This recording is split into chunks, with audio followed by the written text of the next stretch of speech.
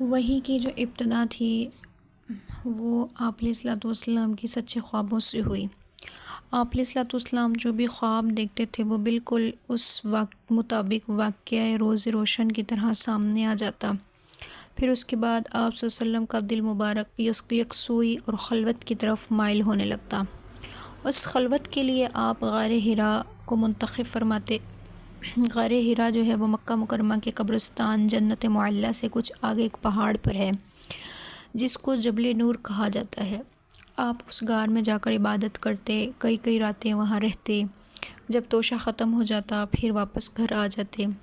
حضرت خدیجہ رضی اللہ تعالیٰ عنہ سے مزید کچھ دنوں کا توشہ لے جایا کرتے۔ تو آپ اسی غار میں تھے کہ اچانک حضرت جبرائیل علیہ الصلوۃ والسلام آپ کے پاس وحی لے کر پہنچے اور فرمایا اقرأ کہ پڑھیے۔ تو آپ علیہ الصلوۃ والسلام نے فرمایا ما انا بقاری، میں پڑھنے والا نہیں ہوں، کیونکہ آپ صلی اللہ علیہ وسلم امی تھے۔ اس پر جبرائیل علیہ السلام نے آپ کو اپنی آغوش میں لے کر پوری قوت سے دبایا کہ آپ کو تکلیف ہونے لگی۔ پھر فرمایا اقرأ، تو آپ صلی اللہ علیہ وسلم نے وہی جواب دیا کہ ما انا بقاری۔ تو آپ صلی اللہ علیہ وسلم نے دوسری بار پھر دبایا، مطلب حضرت جبرائیل علیہ السلام نے پھر سے دبایا، پھر فرمایا کہ اقرأ مطلب پڑھیں۔ تو حضور علیہ الصلوۃ والسلام نے وہی جواب دیا کہ ما انا بقاری۔ پھر تیسری مرتبہ دبایا، پھر چھوڑ دیا، پھر نبی علیہ الصلوۃ والسلام نے فرمایا اقرأ بسم ربک الذی خلق۔ یہ پہلی 5 آیات حضور علیہ الصلوۃ والسلام اس آپ پر نازل ہوئیں، اور آپ اس حالت میں گھر تشریف لائے کہ آپ کے اوپر کپ کپی طاری تھی۔ آپ نے حضرت خدیجہ کو فرمایا زملونی زملونی، مجھے چادر اڑا دو، مجھے چادر اڑاؤ۔ حضرت خدیجہ رضی اللہ عنہا نے چادر ڈال دی، اور جب یہ کیفیت ختم ہوئی تو آپ نے اپنی اس غمگسار بیوی کو پورا واقعہ سنایا اور فرمایا کہ میری حالت ایسی ہو گئی ہے کہ مجھے اپنی جان کا خطرہ۔ حضرت خدیجہ رضی اللہ تعالیٰ عنہ نے فرمایا ہرگز ایسا نہیں ہو سکتا، اللہ تعالیٰ آپ کو ناکام نہیں ہونے دیں گے، کیونکہ آپ تو صلہ رحمی کرتے ہیں، مہمانوں کی مہمان نوازی کرتے ہیں، مصیبت زدہ لوگوں کی مدد کرتے ہیں، بے روزگار آدمیوں کو کما کر دیتے ہیں۔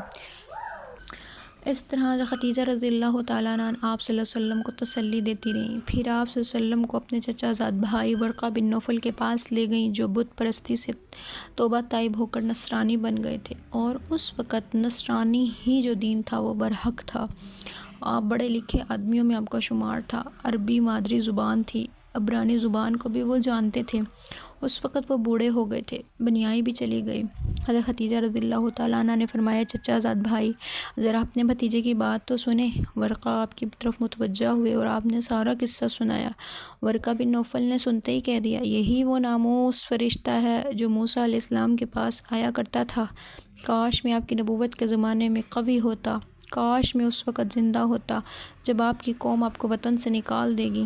تو آپ نے تعجب سے پوچھا او مخرجی ہوں، کیا وہ مجھے نکال دیں گے؟ تو ورقہ نے کہا بالکل، کیونکہ جب بھی کوئی آدمی وہ حق دین حق لے کر آیا جو آپ لائے ہیں تو ان کی قوم نے اس کو ستایا ہے۔ اگر میں نے وہ زمانہ پایا تو آپ کی میں ضرور مدد کروں گا، مگر زندگی نے ان سے وفا نہ کی اور کچھ دنوں کے بعد ہی ان کا انتقال ہو گیا۔